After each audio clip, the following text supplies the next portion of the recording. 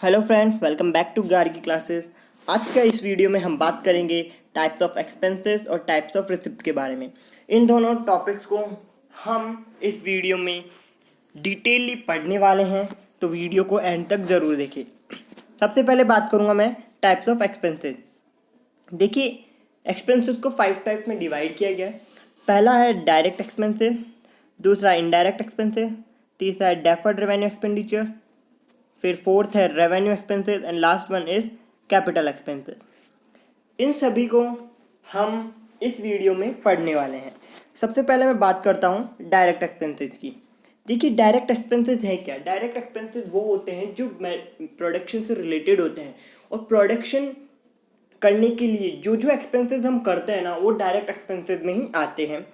और अगर ये एक्सपेंसेस हम नहीं करते तो हमारा जो प्रोडक्शन है वो अफेक्ट होगा और वो स्टॉप भी हो सकता है।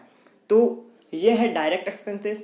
इसे हम ट्रेडिंग अकाउंट के डेबिट साइड में शो करते हैं। डायरेक्ट एक्सपेंसेस के कुछ एग्जांपल देना चाहूँगा, जैसे फैक्ट्री रेंट हो गया, परचेज ऑफ रॉ मटेरियल्स हो गए, और आपका वेजेस हो गया, कैरेजेस हो गए, कस्टम ड्यूटी, एक्साइज ड्यूटी, ये सब हमारे डायरेक्ट एक्सपेंसेस में आते हैं। यदि हम इन्हें नहीं करते तो हमारा जो प्रोडक्शन है वो स्टॉप हो जाएगा। तो अभी इसे इंग्लिश में भी पढ़ लेते हैं। The expenses which are directly related to production are called direct expenses, it is shown in debit side of trading account. If these expenses are not occurred, then production will stop. The examples are factory rent, purchase of raw material, etc. तो ये हो गई direct expenses की बात। अब चलते हैं दूसरे एक्सपेंसेस की तरफ, जो कि है इनडायरेक्ट एक्सपेंसेस। Indirect expenses. देखिए, इनडायरेक्ट एक्सपेंसेस में वो ही होते हैं, ये जस्ट डायरेक्ट एक्सपेंसेस के अपोजिट है। यदि ये एक्सपेंसेस हम नहीं भी करते हैं तो इससे प्रोडक्शन इफेक्ट नहीं होता है, और इसे हम P&L अकाउंट के डेबिट साइड में शो करते हैं। ठीक है, अब इंग्लिश में देख लेते हैं। The expenses which are not directly related to production are called indirect expenses. It is shown in debit side of P&L account. It is shown in debit side of P&L account. And if these expenses are not occurred, then production will not stop. मतलब इन expenses को अगर हम नहीं भी करते हैं ना, तो हमारी प्रोडक्शन पे इसका कोई इफेक्ट नहीं होने वाला है, हमारा प्रोडक्शन चलता रहेगा। ये हो गई इनडायरेक्ट एक्सपेंसेस की बात। डायरेक्ट और इनडायरेक्ट एक्सपेंसेस का अगर आपको डिफरेंस पूछता है तो आप उसमें क्लियर लिख सकते हैं 2 point. The direct expenses related to production directly. Indirect expenses is not related to production directly. Second one is that direct expenses are shown in the trading account and indirect expenses are shown in P&L account. Okay. और आखिरी है कि if indirect expenses are occurred then then production will not stop. And in direct expenses you can write that if these expenses are not occurred then production will stop. Okay, ये तो difference की भी बात होगी direct और indirect. तो I hope direct और indirect expenses आपको क्लियर हुआ होगा। अब चलते हैं हमारे नेक्स्ट एक्सपेंसेस की तरफ।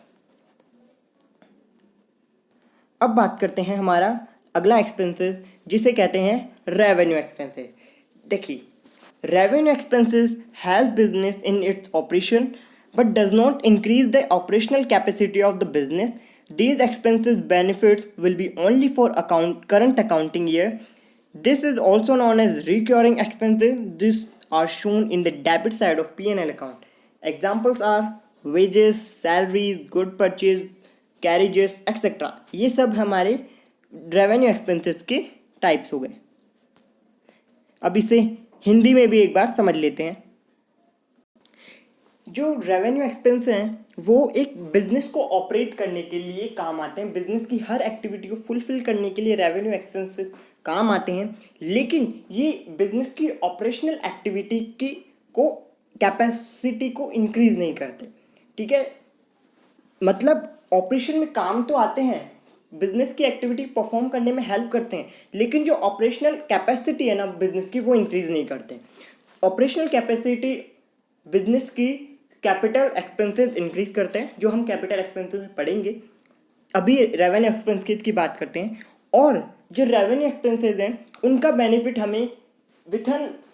हमें एक करंट अकाउंटिंग ईयर के लिए ही मिलता है, मतलब एक साल के लिए हमें इसका बेनिफिट मिलता है। इसे भी हम डेबिट पीएनएल अकाउंट के डेबिट साइड में शो करते हैं, और इसे रिकरिंग एक्सपेंसेस भी बोलते रहते हैं। रिकरिंग एक्सपेंसेस मतलब बार बार होने वाले एक्सपेंसेस।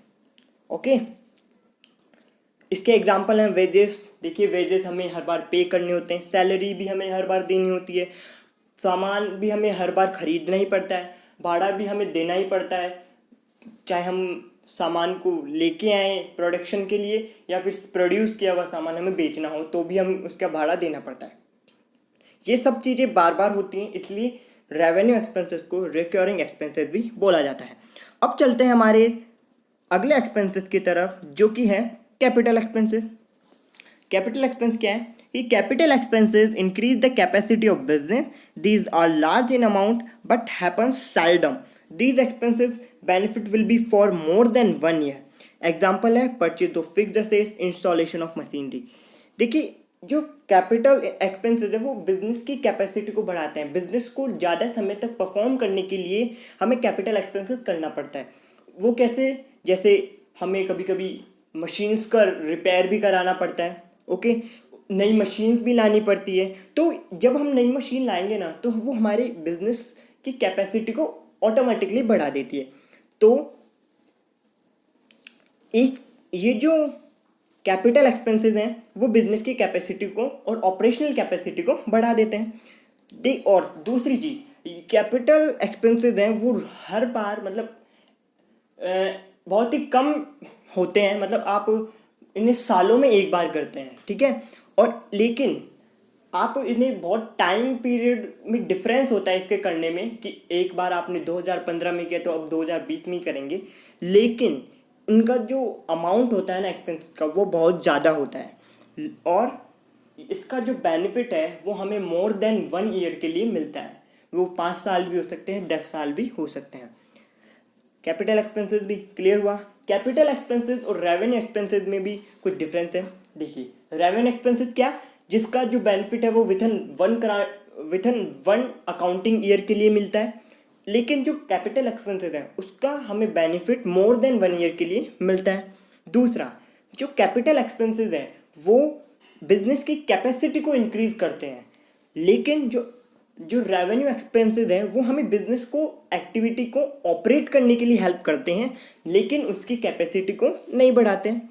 जो कैपिटल एक्सपेंसेस वो सेल्डमली रेयरली होते हैं हमारे ईयर के अंदर, लेकिन जो रेवेन्यू एक्सपेंसेस वो हमारे साथ हम मोस्टली परफॉर्म करते हैं।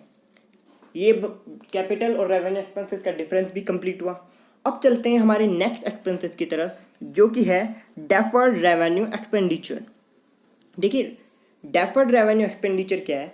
डेफर्ड रेवेन्यू एक्सपेंडिचर भी एक रेवेन्यू एक्सपेंसेस की तरह ही है, लेकिन इसमें और रेवेन्यू एक्सपेंसेस में एक ही डिफरेंस है कि हमें जो प्रॉफिट होता है ना वो मोर देन 1 ईयर के लिए मिलता है, जबकि रेवेन्यू एक्सपेंसेस में जो प्रॉफिट है वो विथिन 1 अकाउंटिंग ईयर के लिए मिलता है। अब आप बोलोगे कि रेवेन्यू एक्सपेंसेस को आप फिर कैपिटल एक्सपेंसेस क्यों नहीं बोल सकते? हम रेवेन्यू एक्सपेंसेस को कैपिटल एक्सपेंसेस इसलिए नहीं बोल सकते क्योंकि ये बिजनेस की ऑपरेशनल कैपेसिटी को नहीं बढ़ाता। अगर ये बिजनेस की ऑपरेशनल एक्टिविटी को बढ़ा सकता था तो हम इसे बेसिकली और ऑब्वियसली हम उसे कैपिटल एक्सपेंस पे इंक्लूड करते, लेकिन ये ऐसा नहीं करता। तो डेफर्ड रेवेन्यू एक्सपेंडिचर क्या है? The revenue expenditure whose benefit will be for many years in a organisation and which are of large amount, then those expenses will be called deferred revenue expenses. These expenses are not to be written off to a year of P&L account. देखिए, जो deferred revenue expenses हैं वो उसका benefit हमें more than 1 year के लिए होता है। दूसरा, ये लार्ज अमाउंट में होता है। तीसरी, ये भी सेल्डम, वो रेयरली किया जाता है क्योंकि इसका बेनिफिट हमें सालों तक मिलता है, तो ऐसा नहीं है कि हम इसे हर साल इसके ऊपर एक्सपेंड करें। हम जैसे एक आपने एडवर्टाइजमेंट किया है, यहाँ पर एग्जांपल भी लिखा है मैंने, एडवर्टाइजमेंट का जो बेनिफिट है हमें मोर देन अ ईयर से मिलता है। इसीलिए ये जो डेफर्ड रेवेन्यू एक्सपेंडिचर वो सेल्डमली रेयरली होता है और बहुत लंबे टाइम पीरियड के बाद में ही होता है। दूसरा, ये जो एडवर्टाइजमेंट का जो बेनिफिट है वो हमें मोर देन 1 ईयर के लिए मिलता है। तो हम P&L अकाउंट में जब इसे शो करेंगे तो 1 साल के P&L अकाउंट में ही नहीं करते, इसके हम बांट लेते हैं, हम इसे डिवाइड कर लेते हैं उस अकॉर्डिंग। जब हर साल के एंड में जब हम P&L अकाउंट बनाएंगे तो उसमें डिवाइड कर देते हैं और उसको मेंशन कर देते हैं। ठीक है, ये हो गया डेफर्ड रेवेन्यू एक्सपेंडिचर की बात।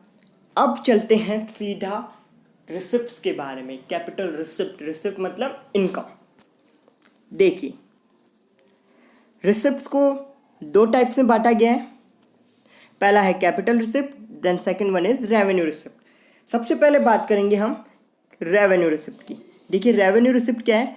रेवेन्यू रिसिप्ट एक अमाउंट है जो हमें बिजनेस के रेगुलर बेसिस पे मिलता है और हम उसे कंटिन्यू जब हम बिजनेस को रन करते हैं तो हमें वो रेवेन्यू रिसिप्ट मिलते हैं। क्या?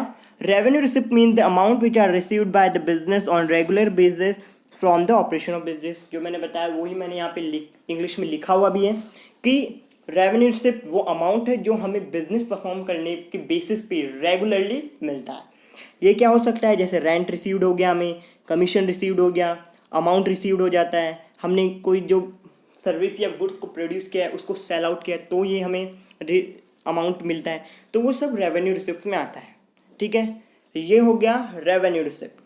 अब चलते हैं हमारे अगले रिसिप्ट की तरफ जो कि है कैपिटल रिसिप्ट। देखिए, capital receipt means the amount which are receive from capital of business not on regular basis from selling of fixed asset. देखिए, यहाँ पर मैंने इसे अलग करना चाहूँगा, आप इसे अलग तरीके से लिखिएगा कि जब हम फिक्स्ड एसेट, हमने कैपिटल एक्सपेंसेस किया तो हमने कुछ मशीन वगैरह खरीदी होंगी या फिर कोई बिल्डिंग वगैरह खरीदी होंगी, तो उनके बेचने पे जो हमें इनकम मिलती है ना वो कैपिटल रिसिप्ट में आती है। ठीक है, ये हमें रेगुलरली नहीं मिलती है। आप हर साल थोड़ी ना बिजनेस में है ना मशीन को चेंज करते हैं, आप तभी चेंज करते हैं जब उसकी नीड होती है, राइट?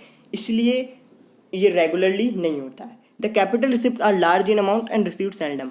देखिए, कैपिटल रिसिप्ट जो कैपिटल के एक्सपेंसेस का अमाउंट भी लार्ज है तो कैपिटल रिसिप्ट का अमाउंट भी लार्ज ही होगा as compare to revenue receipt. ठीक है, और ये भी सेल्डम मतलब बहुत कम होता है, और कैपिटल एक्सपेंस भी बहुत ही कम होता था साल में।